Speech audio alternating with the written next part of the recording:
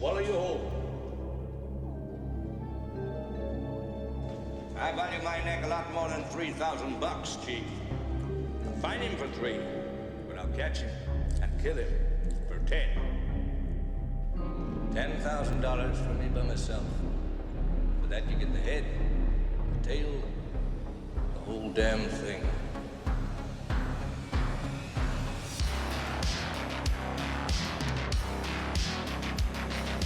You yelled shark. We've got a panic on our hands on the 4th of July. Mr. Vaughn, I pulled a tooth the size of a shot glass out of the rectal of the boat out there, and it was the tooth of a great white. A what? You're gonna need a bigger boat. Love to prove that, wouldn't you? Get your name into the National Geographic. No, I'm not saying that this is not the shark. It probably is, Martin. It probably is. It's a man-eater. It's extremely rare for these waters. But the fact is that the bite radius on this animal is different than the wounds on the victim. Get out of that boat!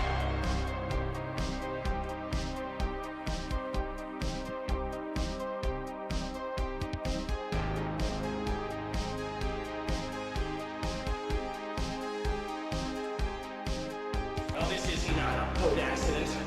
There wasn't any propeller. There wasn't any coral reef.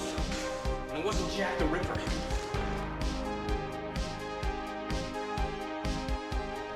It was a shark. I'll never put on a life jacket again. Welcome back to the Jaws Obsession, where we are here to share with you, prove to you, convince you, or remind you that Jaws is the greatest movie of all time. Thank you very much for returning for Jaws Obsession episode 101.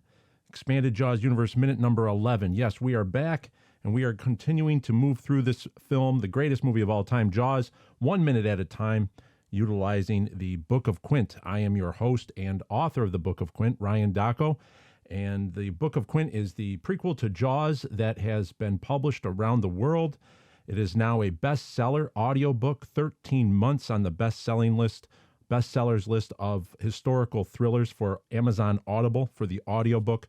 Now, what is exciting about this is that, as we saw with that episode 100, that there was the Jaws Retcon 2027, and that is the movement that we are on right now, and that is why we are here. This is minute number 11 is going to be one of those minutes heard around the world, because we are going to be introduced to some new characters that are going to be featured in the next novel that I am currently writing, the follow-up to the Book of Quint.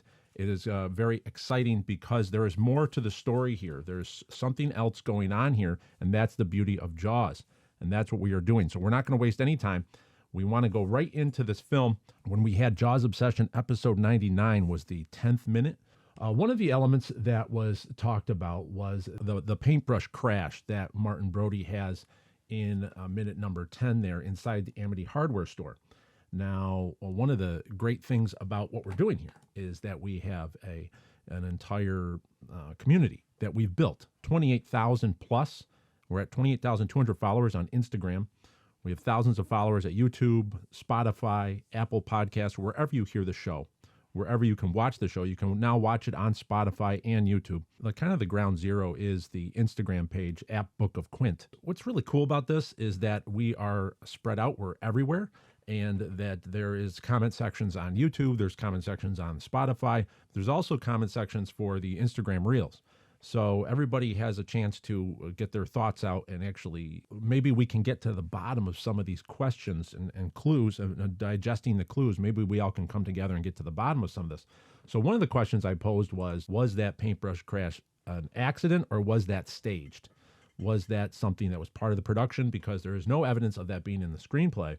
But we do know that there was a focus on comedy with Carl Gottlieb writing at the time. Neat little things they were making up on set. And was this one of them? Glancing for the comments for that episode 99. So Instagram commenter Murray Graham 77 says, "Of course it's planned. Not only planned, it's the rule of 3 in comedy. It happens on his third move." That's very, very insightful. I like hearing that. And when we go back and watch that, No beach balls if I can't get service from So yeah, so there was 3 moves there. That's what Murray Graham 77 was saying here. He says here we go. 1, 2, 3. Okay. So that's what he's saying, is that there's the third move, rule of comedy. It happens in threes, is that the comic payoff will be on the third move. And that is very insightful. I love hearing about that stuff. And that there was other people where, like Rob Self 19, it was planned, it was showing that Chief Brody dealing with something no one was prepared to deal with. He is out of his element, and his awkward incident reports that. And that's what a lot of people were leaning towards, that it was planned, it was not an accident. So that rule of 3 shows that we kind of drilled down on that this was staged. We also saw that little lip that the collection of paintbrushes that the holder was sitting on, and it falls off. It was just not. It wasn't designed to actually stay there, and it wasn't on a solid setting. We had C.J. Ramone chime in, one of the Ramones. He's a fan of the Jaws obsession, and he says it plays to Brody's inexperience dealing with something like a shark attack. There's a fair bit of dialogue throughout the movie about being new to the island and uncomfortable with the ocean as well as the culture. His cool, calm demeanor evaporates after seeing Chrissy's remains. That's great. That's pretty amazing, because C.J. Ramone was part of the Ramones back when that was my first concert. My first live concert I ever saw was the Ramones, and C.J. was a part of them back then. And that's just cool to see how we have these little full circle moments where things just happen. Kind of interesting how Jaws just carries around and ties us all together like that. And so great to hear from CJ. And that's and he's right, because this was a planned accident by Brody, by Spielberg and Gottlieb, and it was planned on the set with Martin Brody, Roy Scheider, with the rule of 3. But what it's doing is that it's really showing us that Martin Brody as he's out of his element. We've talked about Brody. We had clues that showed that he's from New York City. He was a New York City detective, that he would have reached the rank of detective if he was going to get a chief of police job in another district. Probably reached early retirement, and he took the retirement package. So we established all that. So what's happening here is that he is seasoned. It's not the dead body that, or it's not the dead body or the remains of Chrissy Watkins that is triggering Martin Brody. It's obviously is the shark attack. It's the beach community. It's his kids go in the water. It's all of the things put together that he is out of his element. And I don't think he would have acted like this in New York City. I just don't think that. I think there would have been a different Martin Brody. But here we have someone completely is thrust into a situation he's trying to do something that's no one's ever done in a beach community. It's shut down the beaches. So what CJ was talking about was his cool, calm demeanor evaporates after seeing Chrissy's remains. And it's true. After seeing her remains, I think the cool, calm demeanor actually was still present. As you saw, he did not have the he had the Alka-Seltzer glass is not, he didn't even touch the Alka-Seltzer, so he doesn't have an upset stomach. He's not grief-stricken or in shock and awe like Hendrix and Cassidy are in the waiting room, in the front office, in Polly's front office of Amity PD at the Amity police station. So it really is once he's told shark attack, because we also talked about that there must have been some sort of meeting. Episode 98, we talked about there was some sort of meeting between him and Carl Gottlieb and Dr. Nevin, the medical examiner.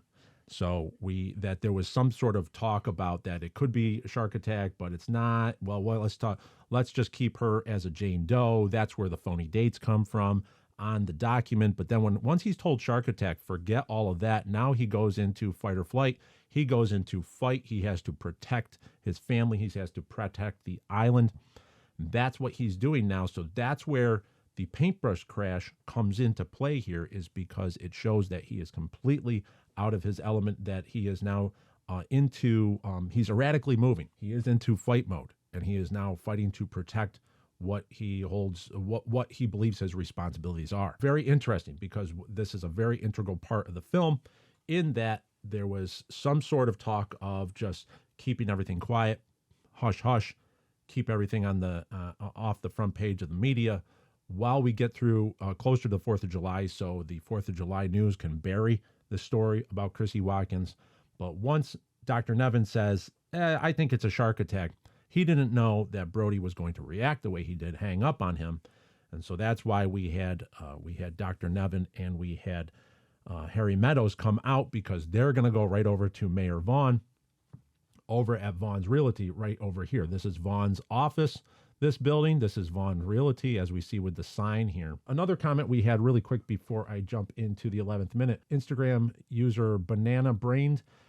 He says, my grandpa was the producer for Jaws. It's always cool to see it pop up as something people have some love for. And I'm wondering, what producer was that? Is this the grandson of Richard Zanuck or David Brown? So interesting, so cool to see how the extended family. Now remember, as we move further around, Jaws is going to be 51. We've passed the 50th anniversary, but as we extend out, the extended family of those that were involved with Jaws have great pride in what their grandfathers or fathers or parents have done when they made this movie, and it still resonates. And that, I was really delighted to see something like that, because this movie is very special to so many people. And what we're doing here is a documentation of the process. It's not just glorifying Jaws in a way. What it is, it's documenting what makes it so special, but also looking at, this is a very unique film. The uniqueness is that a lot of the universe, a lot of the creative influences were coming out of everybody that was involved there, from Steven Spielberg to Carl Gottlieb to everybody, Howard Sackler, Robert Shaw, Roy Scheider, coming up with, we're going to need a bigger boat. That line is made up on the spot. There's all these creative inputs and creative influences. Richard Dreyfuss. There's so many things that happened with a lock solid script, a bigger budget, and if everything went great, if the shark worked as designed, we never would have had this type of movie. And what happens then is that there are other things that developed, and that's what I'm trying to pull out of here. That's what I think we've stumbled on in the process of the Jaws obsession, is seeing exactly what makes us come back to this movie over and over again, is because of the things that are not seen, but they're felt. And that is what is exciting here, because in minute 11, we're going to really go into this, and we're going to see just what makes Jaws really special. And I just want this individual to know that your grandfather did a great service, if it was David Brown or Richard Zanuck, in that they put all their faith in Steven Spielberg, and they stuck by him when things started to go south. Remember, it was just such a devastating production. And there were times that all hope looked lost. They were going way over budget. They were literally holding people hostage on an island.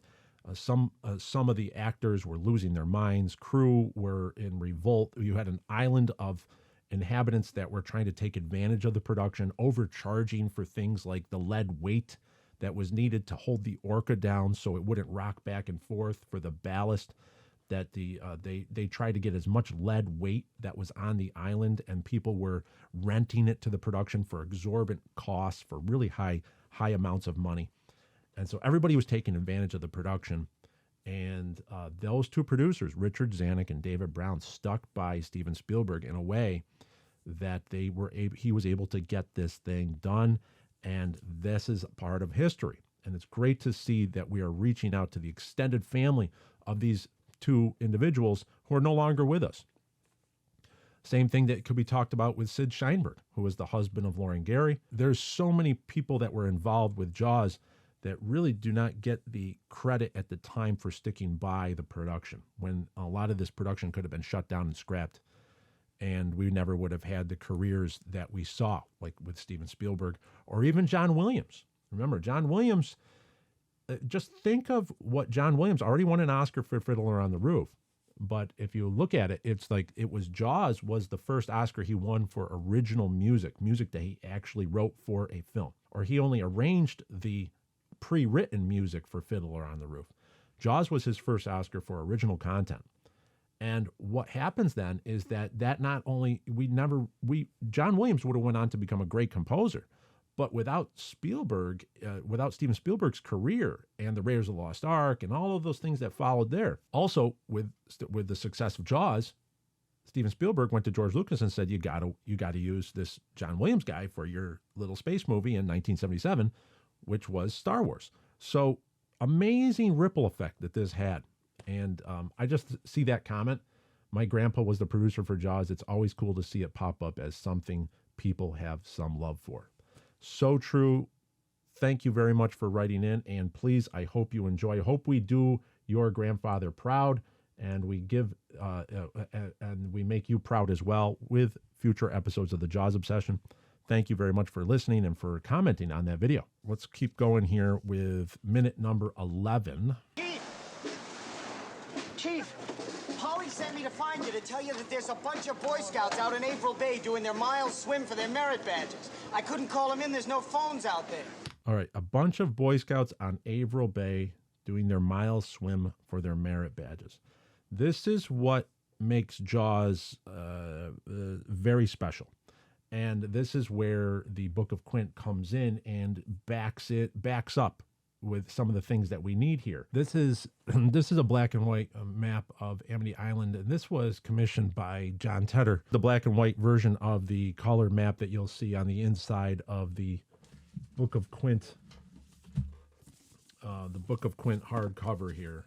So that has a map there inside the end sheets for the hardcover of the special edition novel. We still have some books left over at Edgartown Books with Matthew there at edgartownbooks.com. If you give them a call there, they will be able to send you a book. I have some signed, but this is what John Tedder was able to pull together. He's been a huge help for the show, but he also continues to help the book as the technical advisor. So we have to thank John Tedder of orcarebuild.com. Getting a little bit more detail, a little bit more feeling, this map of Amity Island. So this map it's very important, and it's going to be more important as we move further into the expanded Jaws universe.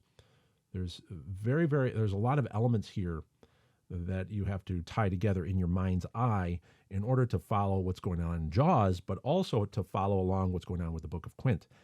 And now I wanted to go here, is that the town of Amity is right in here. And this is kind of the bay that we're always looking at. We're looking at Amity Harbor.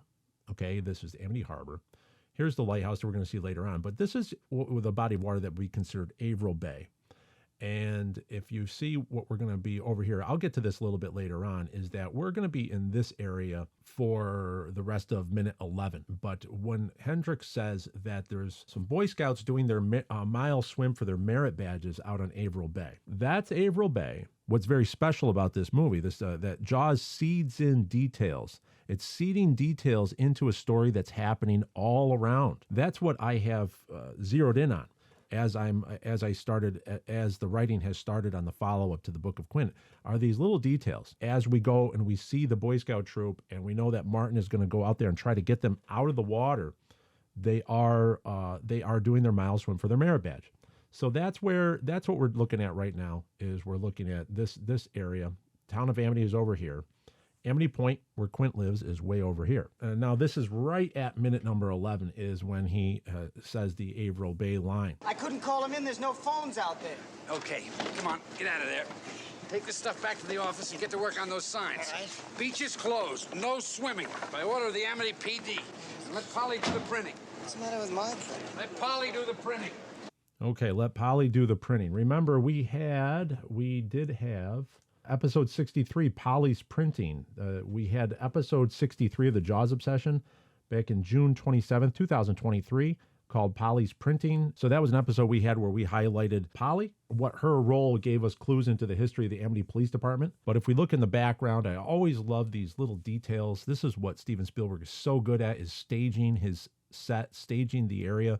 You have Kiesel's bicycle rental. Way in the back, you see Harry Kiesel over there trying to repair or realign some of the bicycles that are back there with you can even see a little bit of broken fence right in there. And that's just wonderful, because those are wonderful little details, because obviously Harry Kiesel is trying to flag down Chief Brody.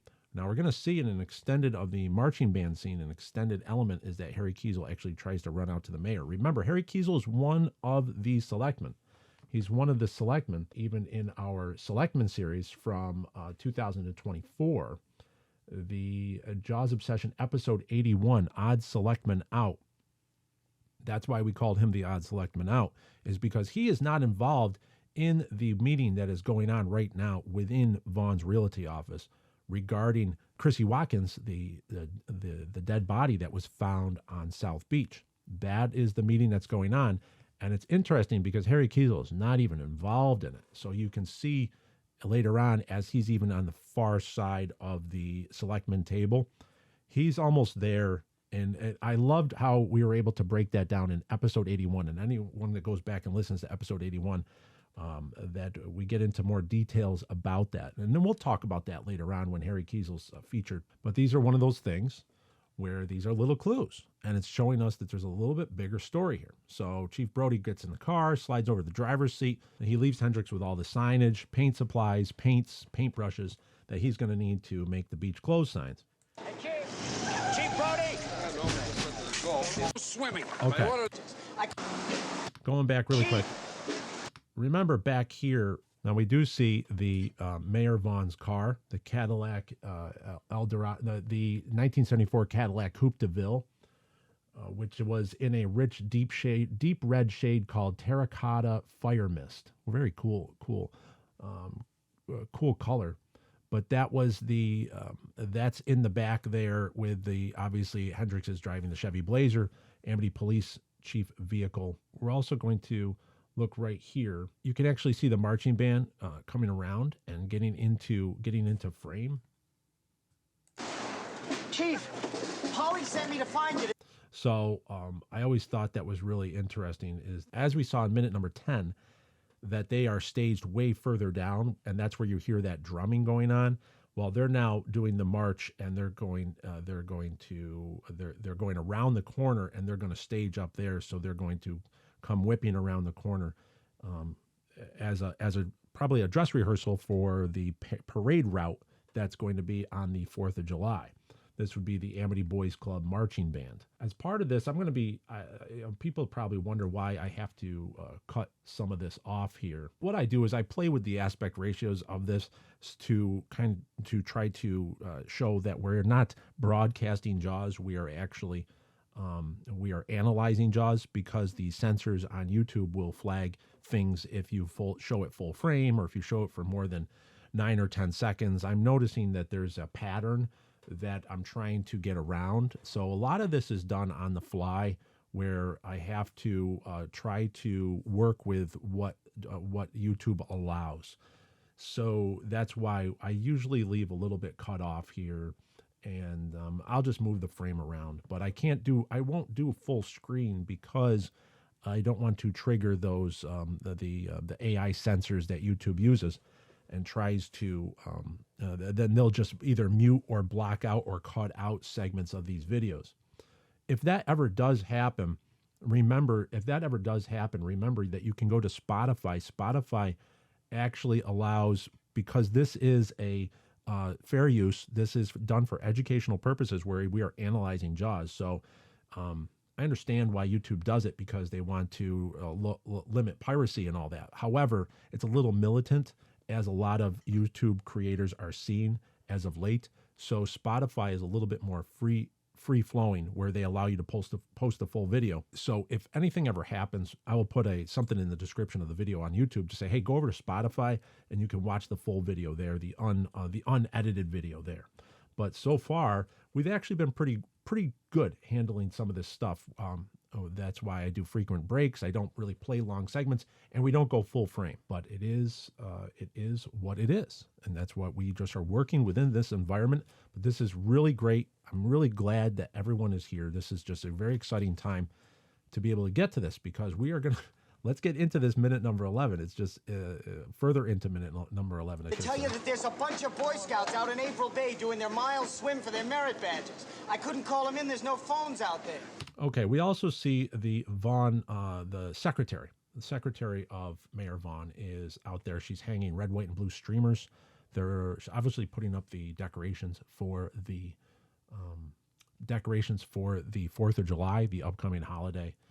And what I find interesting is that there's a reason why she's out there at this time, is because they are all inside discussing very sensitive topic of what just happened, and they're trying to keep everything under wraps, keep everything under everything secret. So of course he's going to send his secretary out to maybe put some streamers up, so he does not have to, so they won't have any ears listening on and starting any rumors. One thing I wanted to say is, see this little this board. This is a temporary sign that's put up here on this traffic sign, on this street sign here. This is going to be shown when we go the opposite angle when Mayor Vaughn comes out, and we're going to get into that. But this is one of the this is a version of the Amity poster. This is one of the posters that's advertising the 4th of July, the regatta and all that's going to be happening. And they're hung up all around. We'll see this referenced a little bit, but I just want everybody to notice that is going to be seen on the opposite angle. Let Polly do the printing. What's the matter with my printing? Let Polly do the printing. Hey, Chief Brody! Okay, now we have our first introduction of Murray Hamilton, the actor, the great actor, the late great Murray Hamilton, playing Mayor Larry Vaughn. And this is very, very interesting, is that when we first get introduced to him, he's coming right out of the office looking to flag down Chief Brody. Obviously, what we have now is we have 4 people going to be following him out. So this is Selectman Denherter, played by Edward Chalmers Jr. This is almost like he's Mayor Vaughn's right-hand man. Selectman Denherter, we're going to see him a lot more in Jaws, and he's going to play a prominent role. And then we have, obviously, Carl Gottlieb playing Harry Meadows, the reporter for the Amity Gazette. That's Carl Gottlieb, he's a screenwriter. And then behind him is going to be, let's see here, it's going to be Mr. Posner, played by Cyprian Phil Dubé, and he's also going to be with the medical examiner, Dr. Nevin. So all 5 of them comes filing out here at 11 minutes and 18 seconds. Clearly, they're all talking, and we have Mayor Vaughn trying to hail the chief down. Listen,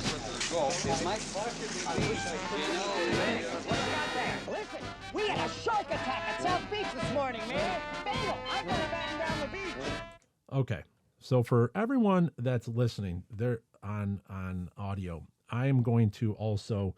I'm going to play this scene quite a number of times back. There is a lot that just happened in, about 10 seconds. 10 seconds of film for the eternity. And it's really, really interesting. So we have to really take this. This 10 seconds is going to probably take about half hour to get through. So here we go. For doing that, I'm going to lower the volume just a little bit. Okay, and what we have here, we're going to go almost frame by frame in a way. That we have we see Chief Brody pulling away in the Chevy Blazer. We have Hendricks coming in with the paint supplies. We have Murray Hamilton. We have Larry Vaughn, Mayor Larry Vaughn, with the famous anchor jacket. If you did not catch that, that John Tedder we had Jaws Obsession episode 71 anchor jacket history back in October of. On Halloween 2023, we did an extreme analysis of the history of this anchor jacket, how rare it is, how amazing the intricacies are, and we went right into it. And it's the original anchor jacket by Chip Clothing Company, that was a New York City clothing company, and they made custom jackets, custom cloth, custom dresses, also furniture, pillowcases. And we dedicated that show to Sidney Winston and Paul Winston, the father and son Taylor, who handmade that jacket for the Chip Clothing Company back in the 1960s. And John Tedder was able to get one of the last remaining suit jackets that came from the area, from Martha's Vineyard, Nantucket area, that we believe it was used in Jaws. It went through some alterations because one side screen matches perfectly with the anchor pattern, but then there's another side that does not. And I want to say they only made about 3 of these jackets. It wasn't many jackets that they made, so it's very rare. He has the last one. That was what was on display at the museum on Martha's Vineyard for the 50th anniversary. So that was really cool to see that jacket up close and in person.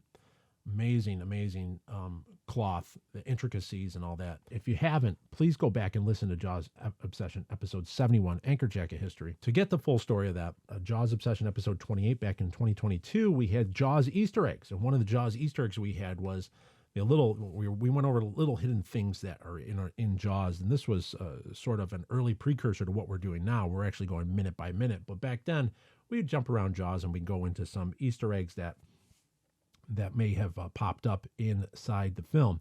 And one of this is this store right here, Tashtego.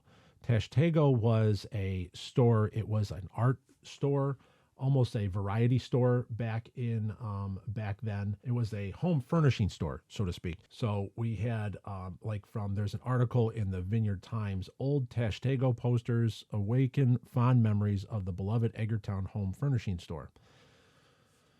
So they would issue posters every summer, and that this was a home furnishing store. The Tashtego was already legend when I moved to Edgartown in 1982. Ted Farrow had started the store in 1967, the same year I began studying. Tashtego brings to Martha's Vineyard contemporary furnishings and accessories of distinction. New lighting from Italy, flatware and china from Denmark, bedding and seating from Norway.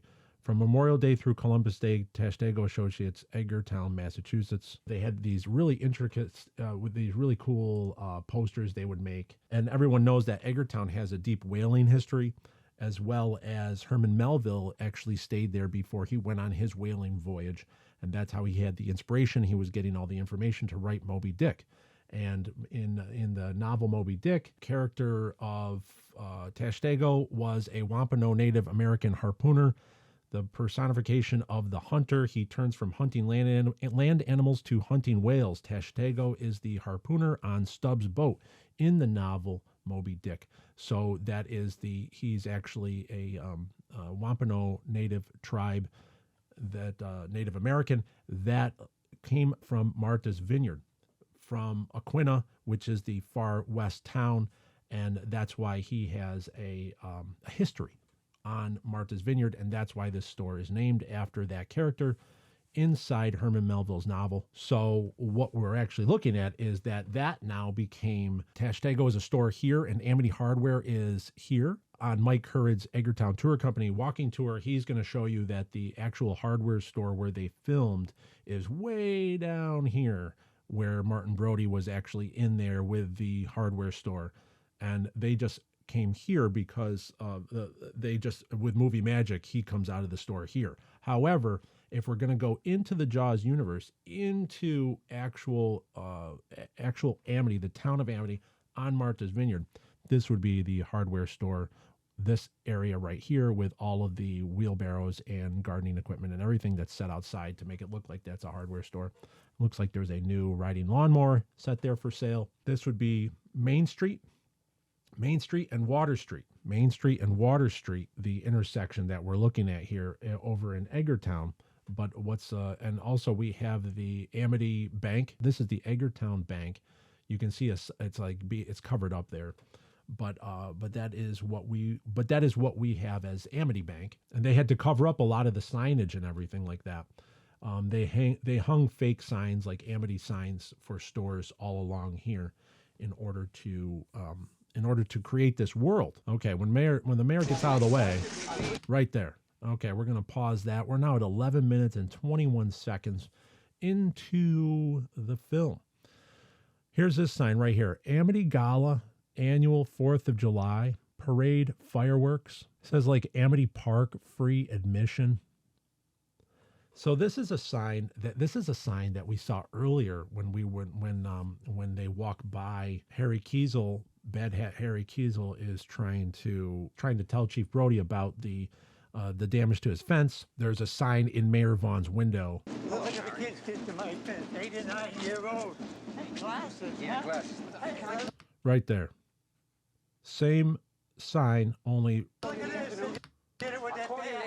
right there. Say for annual 4th of July. So it's the same sign, only it's in blue, not red. So we have to assume, okay, that this is that it's Vaughn's Realty, sales, rentals, and appraisals, but it's also the epicenter of how Vaughn runs his campaigns, how Vaughn runs the publicity and the marketing for Amity Island.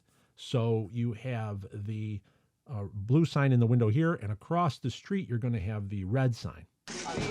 Okay, so you're going to have the red sign over here. I love these little details that Jaws was able to do, aside from the chaos and what was happening and all the stories we read, that Steven Spielberg was still able to get 2 posters, and he was able to get up there and cover some of the signage, put some signage up to actually give you an Amity. This is how Amity Island is. This is Mayor Vaughn. This is how he works. This is how he is able to create create a buzz. And this is what he's doing to promote the island, because obviously it's the big summer. He's looking to make a lot of money. He's looking to create a lot of money for the town business owners. So with 2 signs, Spielberg was able to give us 2 directions of that this is Amity. And it's just so effective, and yet it's so simple. It's almost guerrilla filmmaking tactics. It's almost get out on the street, throw up 2 signs, and there you go. You have your own world. Which is why Jaws is the biggest budget, but it's the biggest budgeted independent film. It feels like it's an independent film that was made with a gigantic Hollywood system budget. It's just amazing, and I love that about this film. So if you look at these little signs here, Tashtego and this annual Amity Gala, annual 4th of July, it gives you a little bit of history. It lets you know a lot what's going on, and I just like that. I like that local color, this flavor and this color that's there. Not only the buildings, but also the history, the Herman Melville, the whaling history. And as you know, with Herman Melville, that book, Moby Dick, inspired Peter Benchley to write Jaws.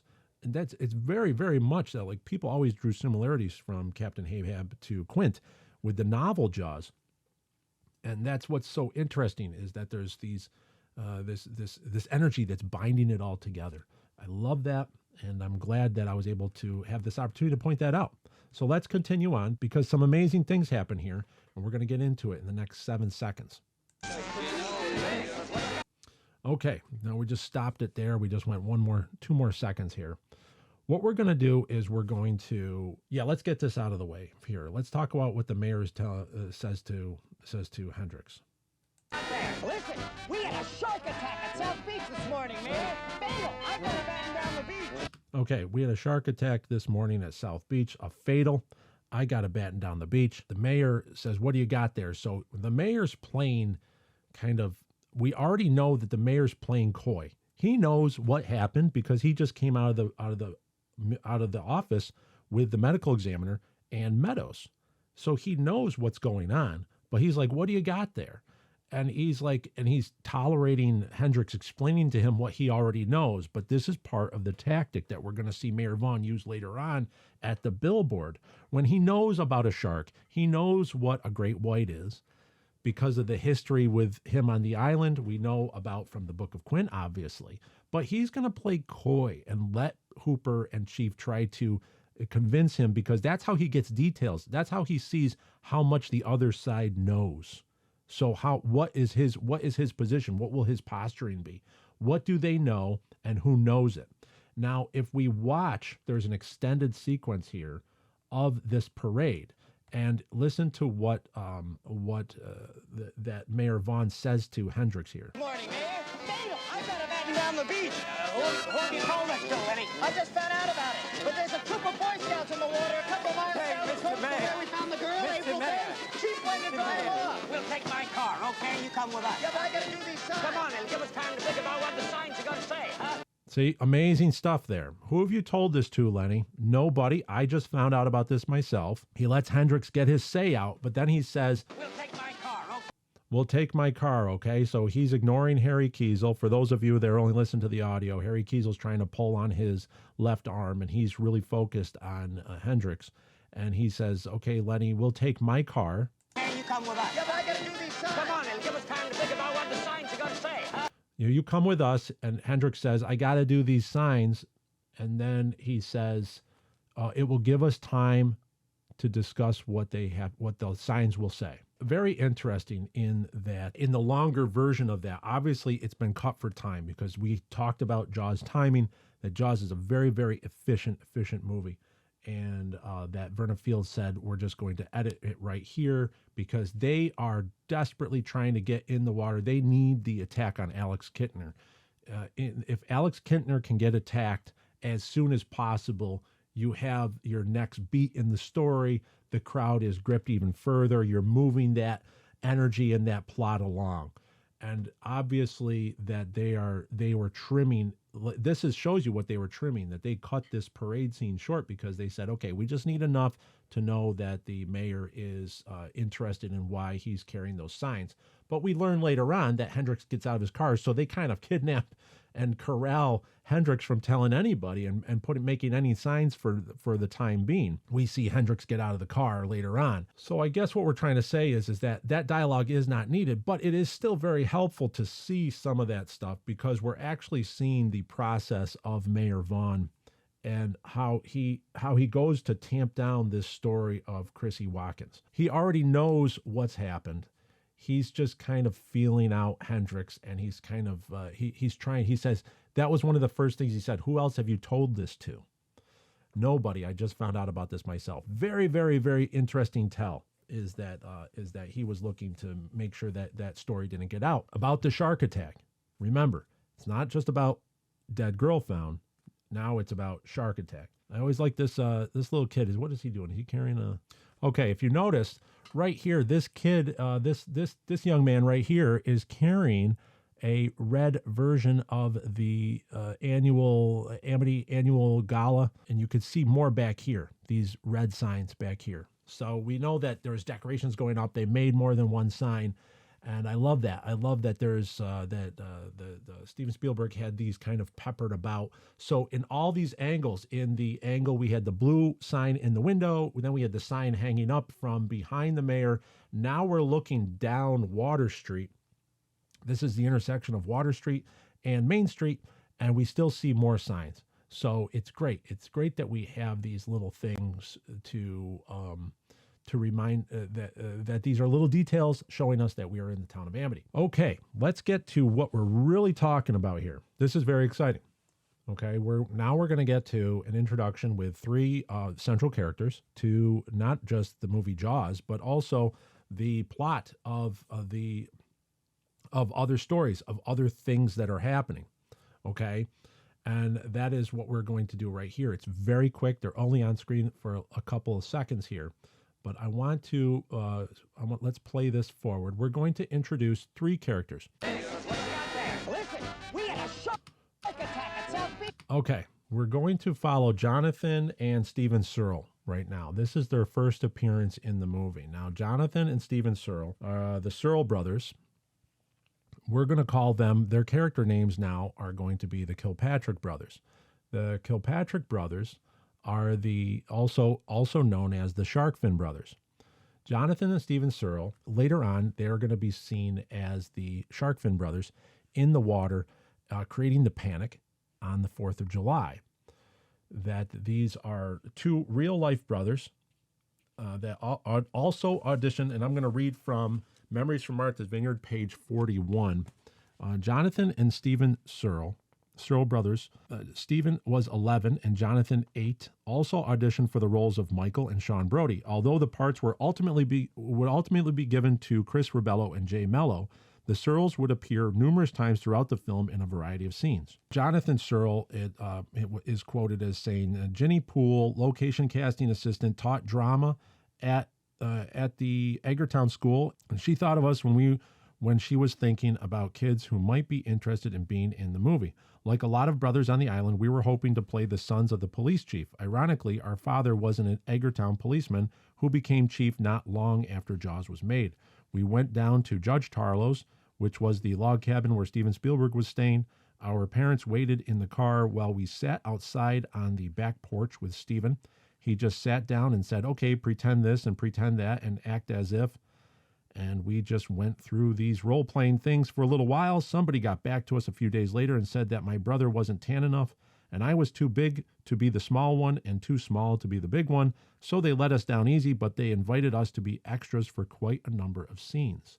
So this is the Surl brothers, Jonathan and Stephen Surl. Stephen is the older one and Jonathan is the younger one. So when we look at the Sharkfin brothers, Stephen is on the left and Jonathan is on the right. They were up for the role of Michael and Sean Brody, but as you saw, that they said that they were either too big or too small. They did not fit. So they went ahead and they cast Chris Rebello and Jay Mello. However, what happened here is that the Searle brothers then went around with a lot of these boys were all friends. They all knew each other.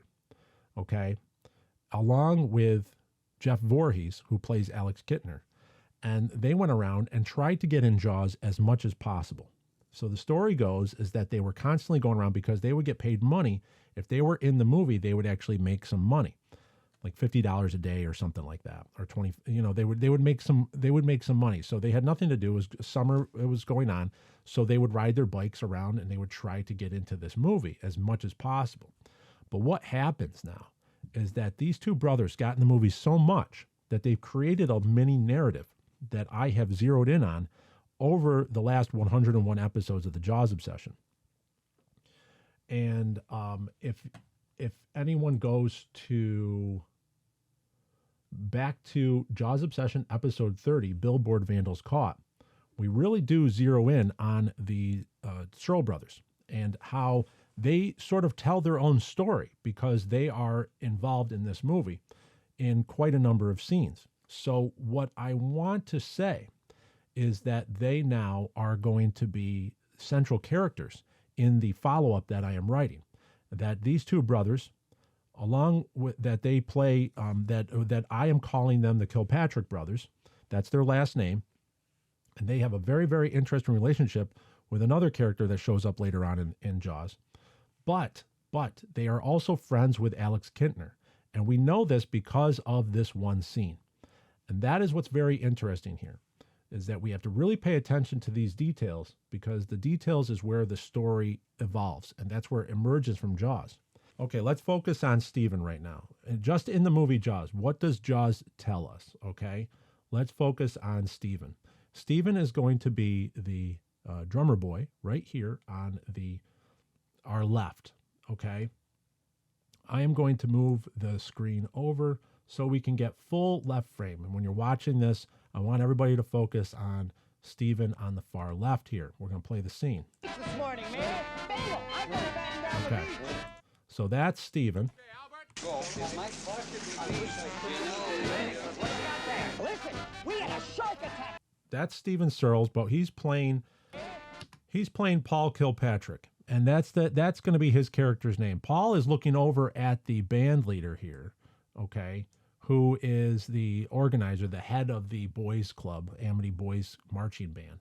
And he's giving him some directions, like saying, stay even with me. So if you look, they're making eye contact here. And that's what's going on. And see, so he's telling them something about keeping time. And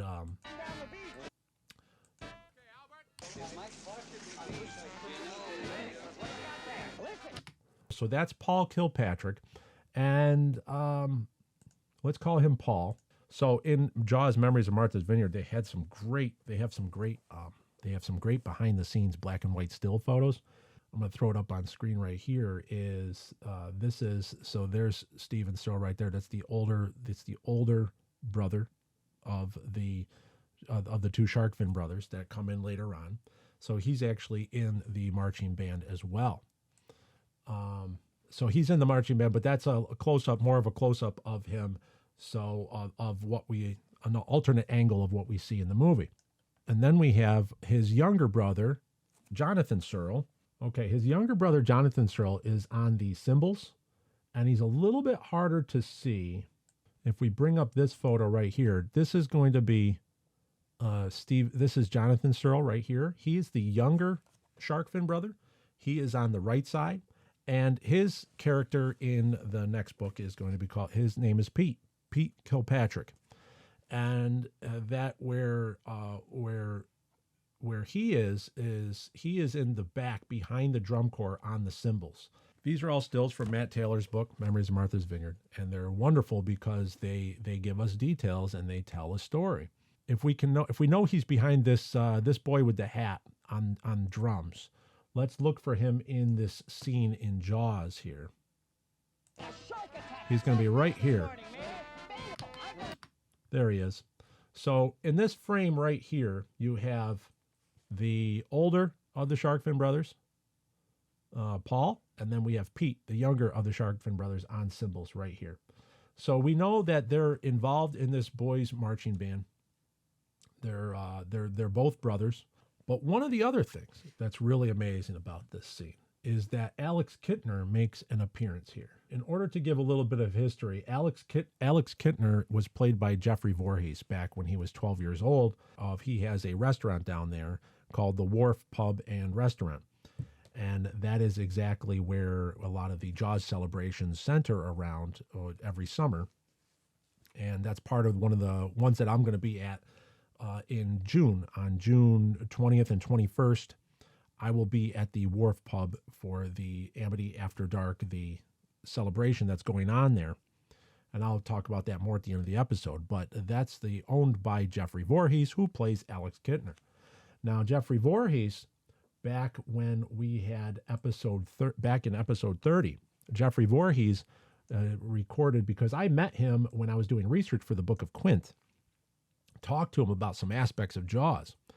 And when he told me that he was in this parade scene, it sort of set a little bit of a spark. And it was like, wow, that these boys are all friends, and that they come up later on, and then they're actually that they're all friends, but they're all friends obviously in the Jaws universe. And what he told me was really interesting, how he begged Steven Spielberg to let him be in the marching band sequence. And let's don't hear from me. Let's hear from Jeff Voorhees himself, because I have a video that he recorded for us for back in episode 30 that we'll play right now. Oh, I'm going to send out a greetings to all the Jaws Obsession community. I hear upcoming episode 30 is coming up about Jaws, and I hear there's to prove a theory in this upcoming episode about that Alex Kintner in Jaws, the little Kitner boy on the raft and the parade. I hear that there's a theory that he was in that parade. Well, we'll talk about that a little, because I know a little bit about this. This is the dead Alex Kintner, Jeff Voorhees, here on Martha's Vineyard, Amity Island. I'm standing on the beach where I was eating. This is 48 years ago. That's how long I've been dead. The little mystery about that parade. Alex Kintner was in that parade, I believe. That's me.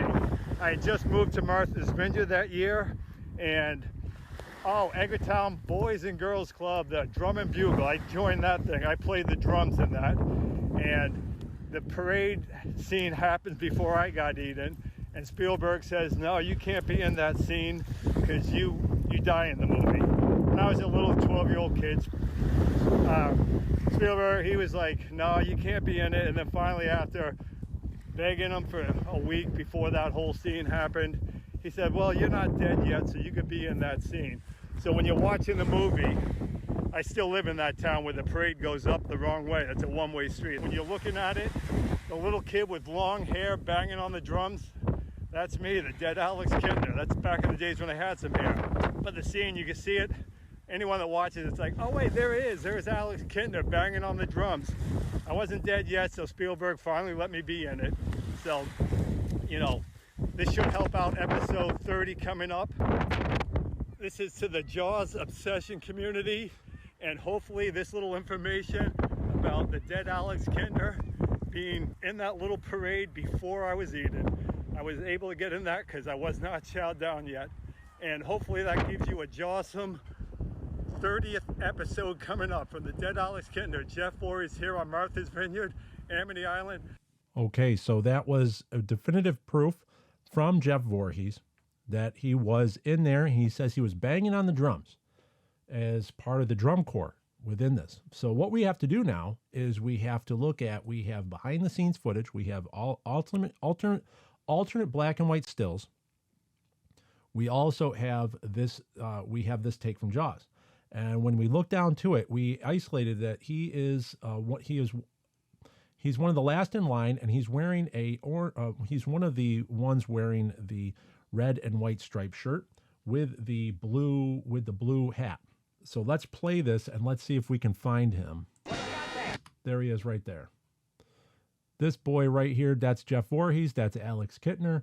He's banging on the drums, he said, so he's not playing the snare drums, he's playing the larger drum, and that would be him with the hat. You can see the hair.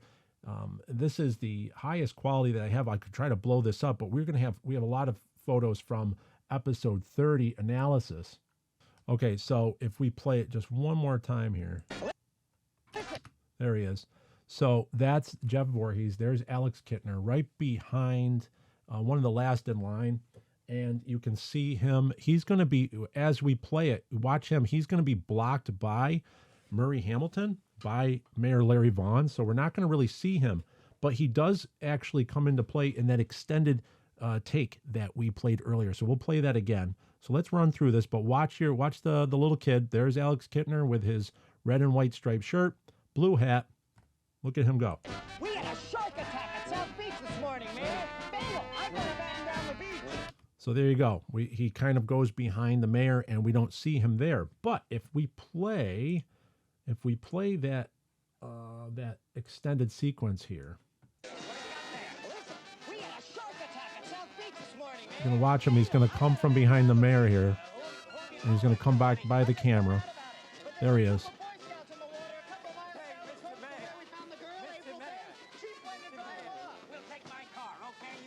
And then he doubles back. There's his back. Okay, so this is it's pretty amazing. It's almost like we're trying to search for the third shooter on the grassy knoll, or for some Sasquatch footage here. But this is it. That's right there. So we have all three boys here. We have the Surl brothers. So we have, and then we have Jeff Voorhees on drum right there. They're all in this together, so we can say that they are friends and that they knew each other. It's all going to come into play later on. If you're not convinced there, we're going to go over to page 95 of Memories of Martha's Vineyard. We do have some black and white photos there that we'll throw up on screen here. Okay, so in this one, you're going to see there's Stephen Searle, right? I'm going to stay well, but here we go. Right over in here, there's Jeff Voorhees in the upper corner here. We also have, we already went through, so Stephen, so that was Stephen Surl. Then we have Jonathan, right there. Okay, see, I've gone so far that I called them Paul and Pete. Peter Kilpatrick and Paul, so that's where I kind of, those names are, that's how I see them, just like I see Alex Kintner, not just Jeff Voorhees. So that's where we have the younger brother is also there. Okay, this is a great take right here because we can clearly see Jeff Voorhees right there with the drums, and that played the Alex Kintner. And we'll put up that he definitely was in that scene, as he says in that wonderful video that he recorded for the Jaws Obsession a few years back. And then this changes the game. It changes a lot. It shows that what does it tell us? It tells us that that Jeff Voorhees but before we get to that, there's one other photo. There's a great photo here of that was included on page 94 from Memories of Martha's Vineyard. And it's great. This is that we have, what we have here is we have all three boys can be seen. We have, there's Stephen Surl, there's Jonathan Surl, and there's Jeff Voorhees. So we have Paul Kilpatrick, we have Pete Kilpatrick, and we have Alex Kintner right there in the center screen. So when we look at this, this is obviously before they yelled action, before they hang the corner there, and as they're staged. This is when they were staging, obviously a behind the scenes, but we clearly have Jeff Voorhees, we have the two boys, we have Stephen and Jonathan, and I will put pictures of them up there from their respective parts in the movie.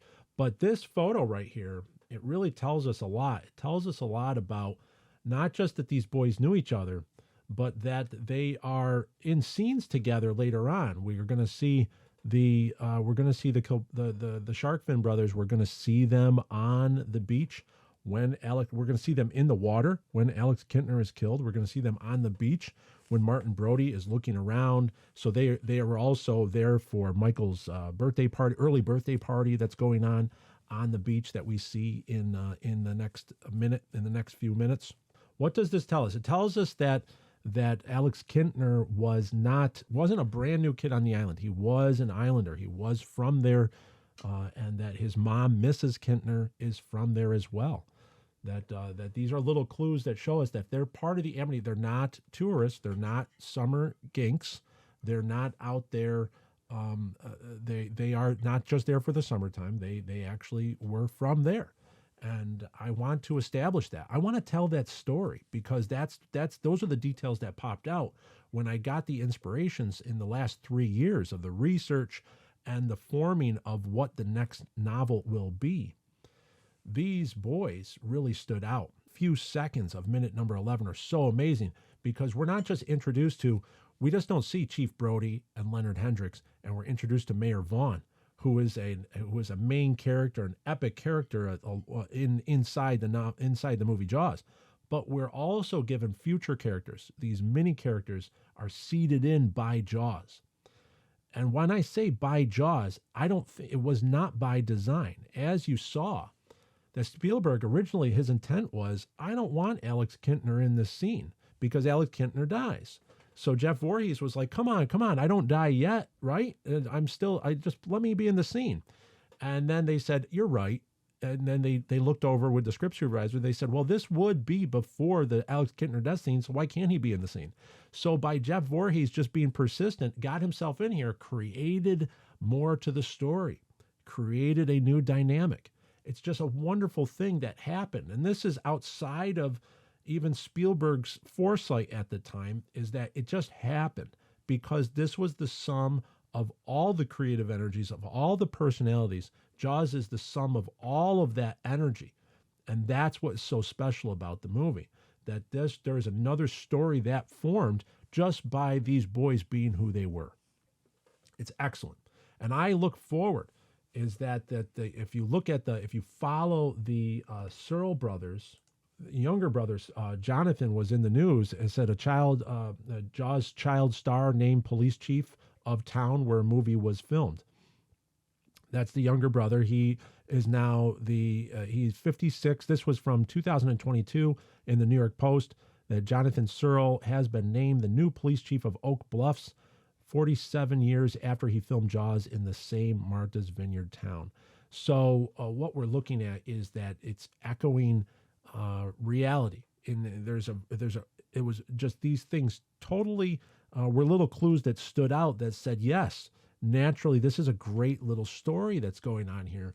What if the younger brother in Jaws grew up to be the chief of police? What would that be going through his mind? Why was he in the water? Why did he point to his older brother and said, he talked me into it? He made me do it. He talked me into it. Ad-libbed lines by Jonathan Surl in the water, not scripted. And those lines now are open up the next novel, as those who saw the early chapter, the first chapter to the next book, is a special feature. It's a postscript in the special edition of the Book of Quint. And, we're just seeding in these clues. That's what Jaws is doing, and that's what we're doing here is we're bringing out these little clues that are going to add up to a much more amazing story. And I am excited about this moment that we are at. It feels right. It's just great. The story is very, very interesting.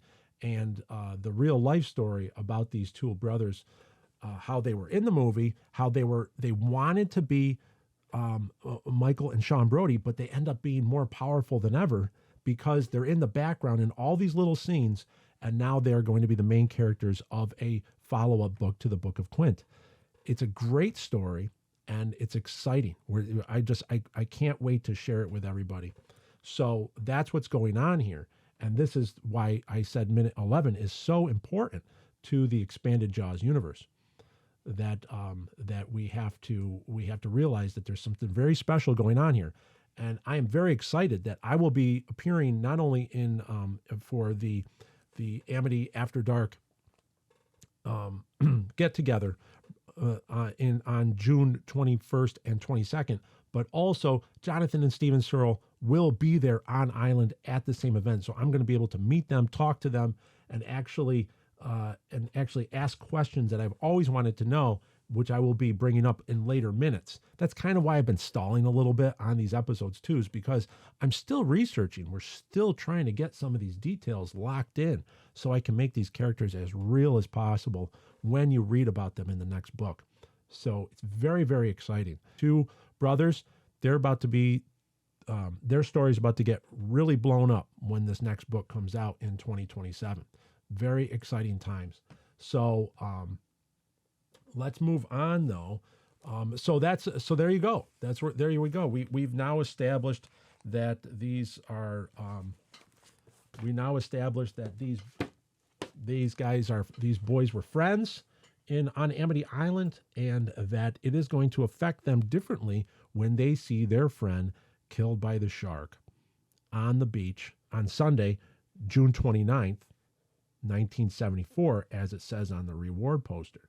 There's a smash cut that Verna Fields does there between the parade and this shot of Averil Bay.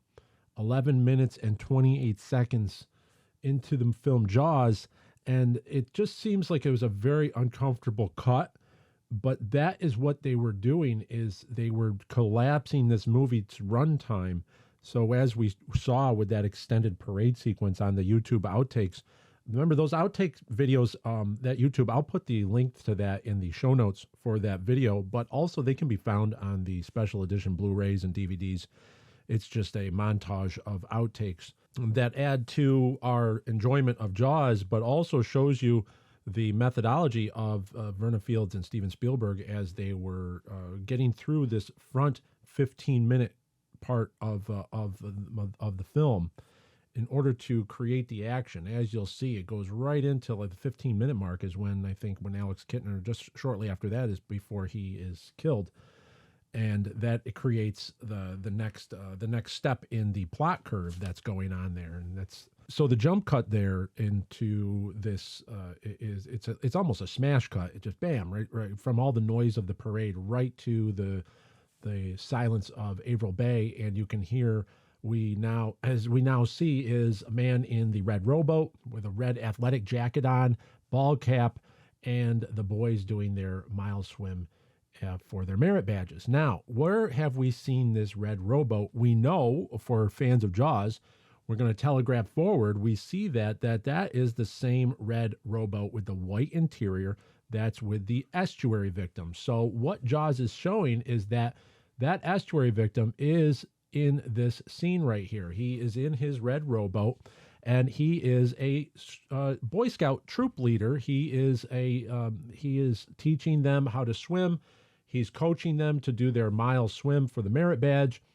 But also, this gives a little bit of background on why he is in the estuary later on, trying to help Michael Brody and his friends with their problems rigging the sail for the sailboat. Why is he there? This actually gives you context, is that he was a Boy Scout troop leader and he goes to help them out. That is very, very intricate to the plot going forward, to all these little side stories that are happening. And it's exciting to see. So in this 11th minute, we also are introduced to the Estuary victim in his background as a Boy Scout troop leader. Now that's where we are just going to take that. We're going to take the clues that Jaws gives us at face value.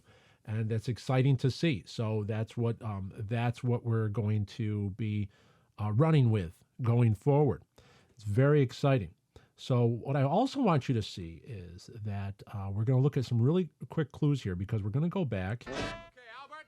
Come on, you goof. Keep your arms up. Don't fight it. Don't carry it. We see Chief Brody. It's going to cut back to Chief Brody at the waiting area for the Amity ferry and for the Amity Harbor ferry there. Chief Brody's waiting. He's watching the boys swim. I'm going to get back to this frame from Chief Brody at 33 seconds into the 11th minute. But let's just see one more shot of the Boy Scout troop. There we go. Rest it up out there. Rest it up. Charlie, take me over those kids, will you? Right there. It goes, he says, Charlie, take me out to those kids, as he's talking to the ferry boat pilot. And we see the Estuary victim again, and he is going to be in his red rowboat, and he's got the boys swimming. But you can see this is only a second round of swimmers, because you can see over on the far right here, you can see some boys that were already in the water. And it's very intricate. I want you to see that they're wearing red swimming trunks. There's one and there's two right there, that they're wearing red swimming trunks. And like this one, this boy has a long blue shirt, but you can see that there are red swimming trunks right there. So you can see he has a long blue shirt, but you can see the red swimming trunks. It's very intricate to the plot going forward, because the theory is that the Amity Boy Scout troop, their swim uniform are red swimming trunks. And that is what they have. That matches the red boat and the red jacket of their coach of the Estuary victim, who is really not the Estuary victim, but I'm not going to give you his real name yet, because we do have a name for him. That's going to be coming up. That's going to be coming up in the next book. So he does play a role, which is very, very interesting. All this ties together. It's amazing things that are going on here. So we know that this is Averil Bay. Let's bring our map back over here. Okay, we know that that's Averil Bay. Okay, and I always had this, I wanted to have everything in Jaws be explained, is that if these boys are right out at that point there, and if we're looking out at Averil Bay this way. Okay, so the vantage point is cameras there, we're looking out, and there's the boys that are swimming off of this point right here. The Amity Harbor ferry is actually a shortcut.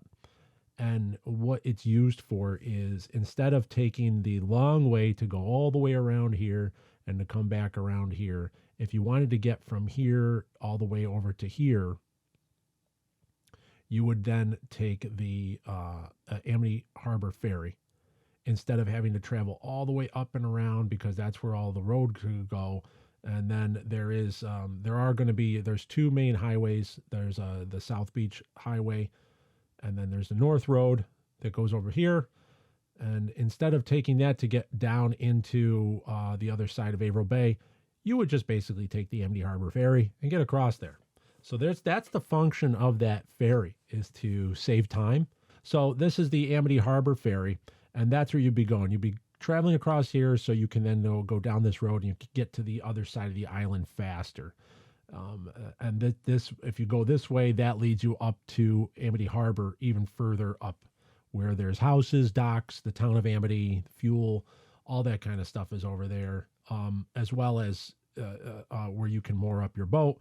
But also down to the left here, actually to the west of where Chief Brody is standing right now. That's going to be where all the tiger shark scene is, the scene where Hooper does the dissection, the boathouse, all that area is to the west of what we're dealing with here. So if we're looking north right now, to the west. Over in here is where all the tiger shark stuff is going to happen later on with all the fishermen. But right now we are looking due north. Due north. So that's what's going on. Charlie, take me over those kids, will you? I want to go back to that shot right here where he's smoking. Chief Brody is smoking a cigarette. We do have the old Sculpin Gallery. Okay, that is a historic building in Edgartown.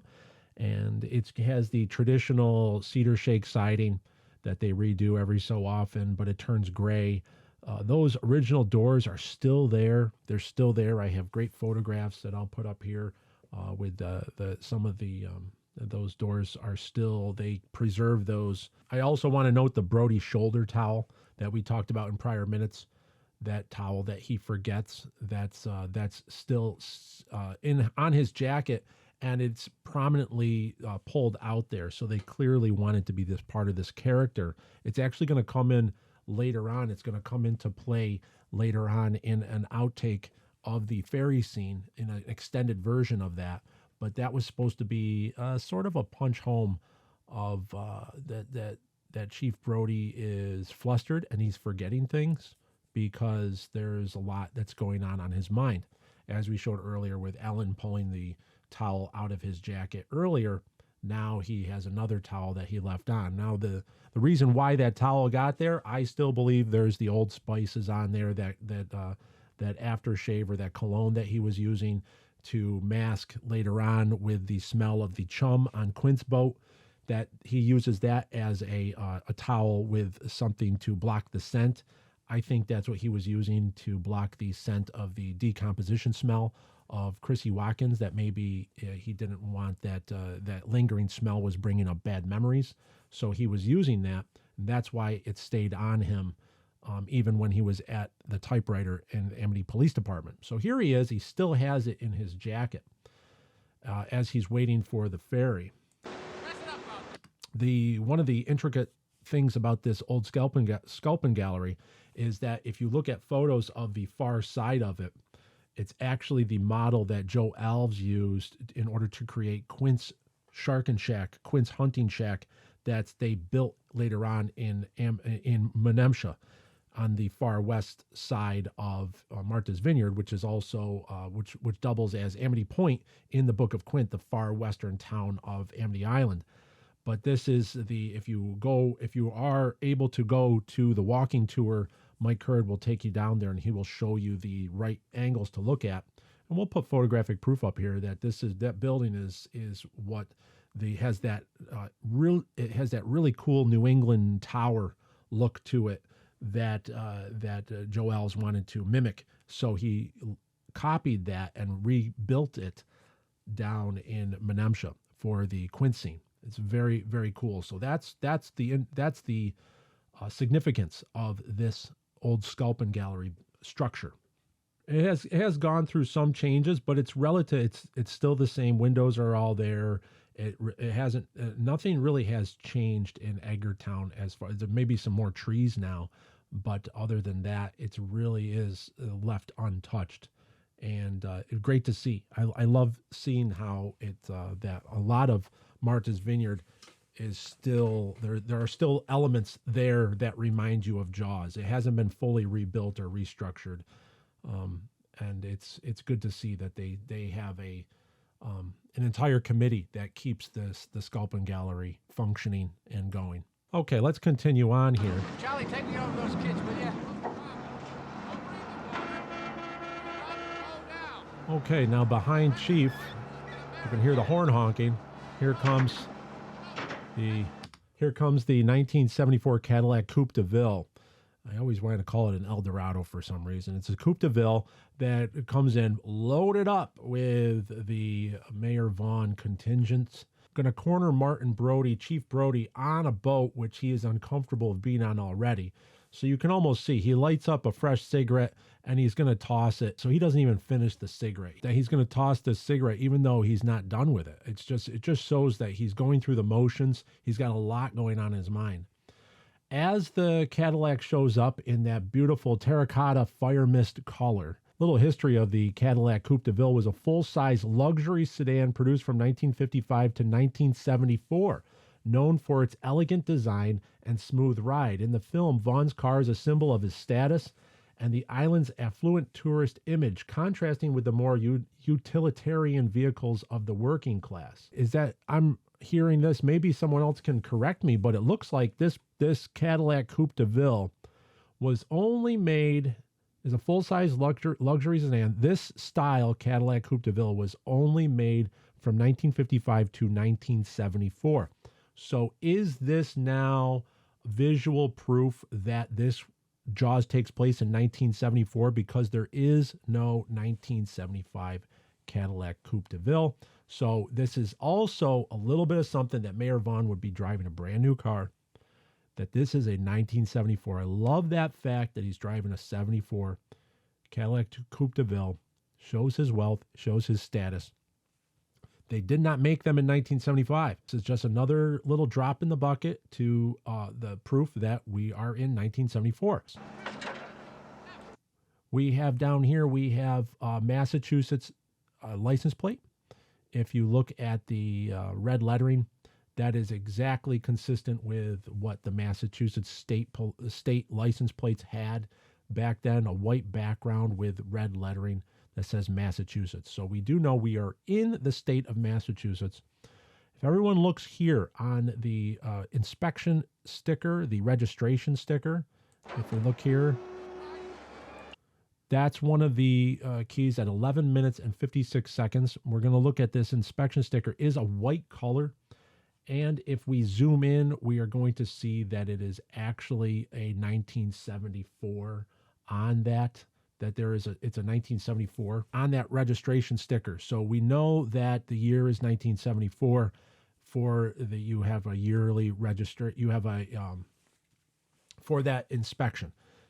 That they went to a different shape and an entirely different color for the 275 stickers. That's a beautiful thing to see, is that this is yet more proof. It's one of those 5 data points we talked about back in episode 76, Jaws Universe 1974. These are the major 5 data points that the inspection sticker on Mayor Vaughn's car, as well as the the registration sticker on Mayor Vaughn's Cadillac, as well as the registration sticker on Chief Brody's Chevy Blazer, both are white squares, and that is consistent with what the 74 registration sticker was. It all lines up with what we are seeing as Jaws taking place in 1974. So we're given even more information here. Then as we also see the decal on Mayor Vaughn's door, Vaughn's Realty. So this is his company car. This is the car that he uses to go around to show properties, to look at properties, to also do appraisals of properties. This is a power move. This is Mayor Vaughn's power car. Look who's driving. Meadows. Meadows is driving. Clearly, the media, the man who runs the newspaper, is actually is trusted enough by the mayor to drive his Cadillac Coupe de Ville. So I think that's a fascinating detail. I love how all the men get out of this car in a certain way, and it tells us all something what's going on here. It's very interesting. 11 minutes and 56 seconds. We only have 4 seconds left in this 11th minute. Chief Brody has tossed the cigarette, and he has not yet seen who has pulled on to the ferry.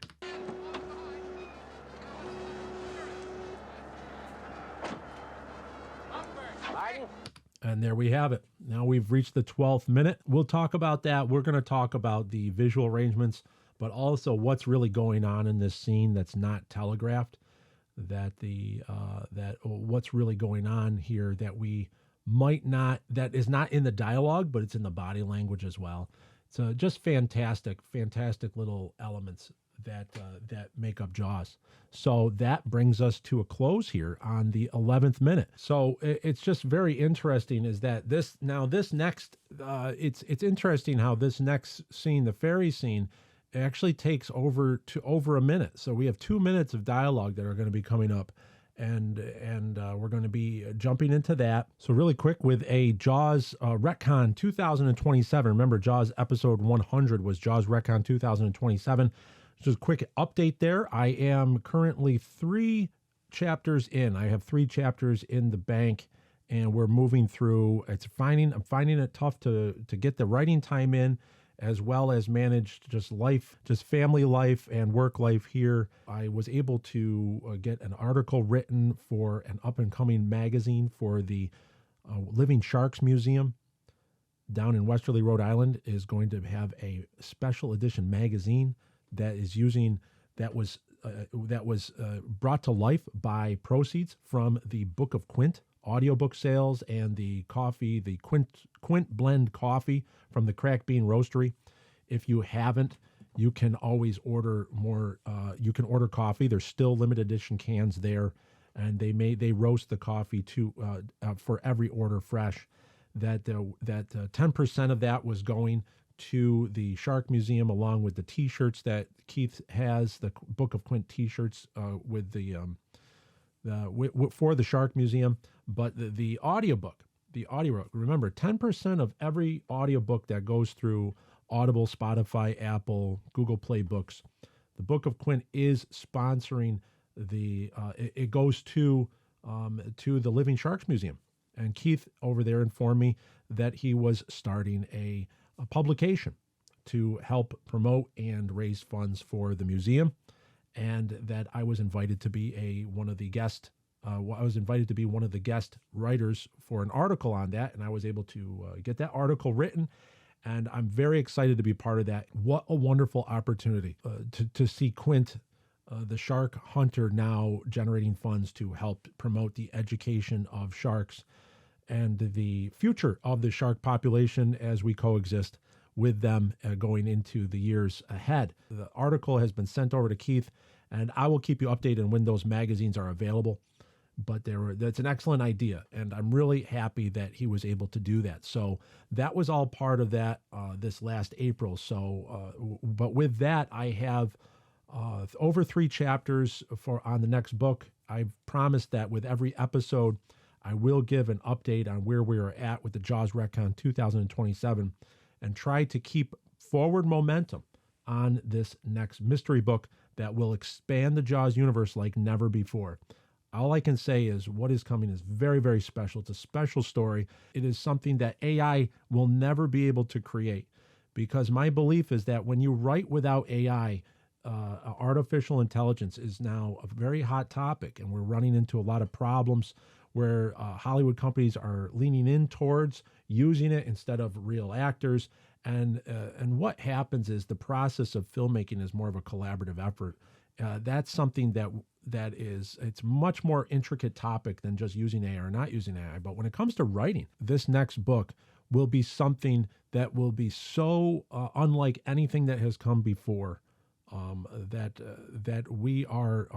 It's an amazing story, but the presentation is where it's at. I've always said on this series of the Jaws Obsession, I've always said it's the presentation of the novel that I was always so concerned about, that when you open up the book and when you read the book, it should flow. It should be presented to you with certain fonts, with certain ways.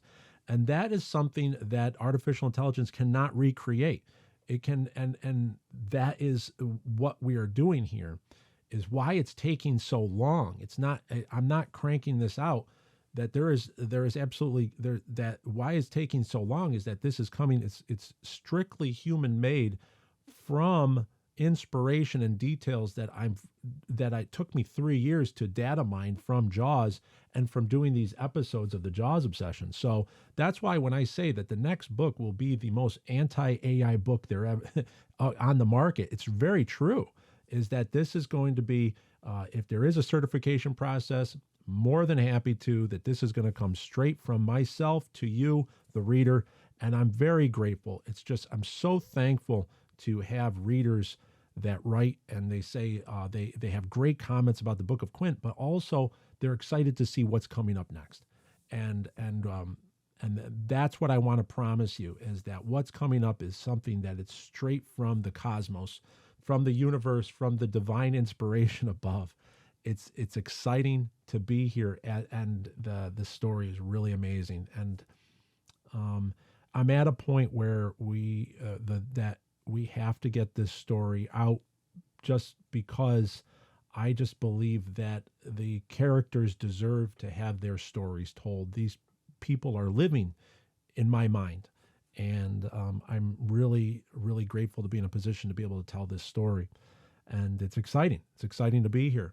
So that's what's going on with the Jaws Retcon 2027. We're still on pace to get the book out, and that's what these episodes are going to be. Not just research, but also keeping forward momentum and keeping things going.